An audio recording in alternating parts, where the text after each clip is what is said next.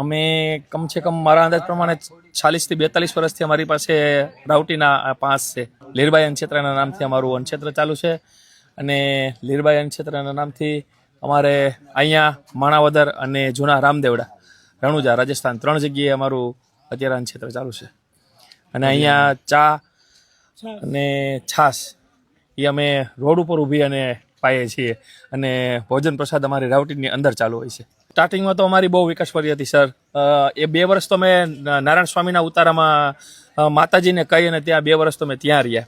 પછી મેં જંગલ ખાતાવાળાને રિક્વેસ્ટ કરી કે જંગલ ખાતા જો અમને અહીંયા, કારણ કે ભવનાથમાં તો અમારી જગ્યા હતી નહીં ક્યાંય.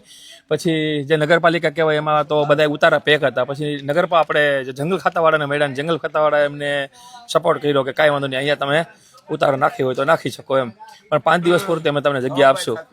પણ અમને એ બાબત માટે પણ અમને સંતોષ છે અને અહીંયા ખૂબ યાત્રાળુઓ, ખૂબ યાત્રિકો બધા આવી અને પ્રસાદી લે છે, છાશ પીએ છે, ચા પીએ, એનો પણ અમને આનંદ છે.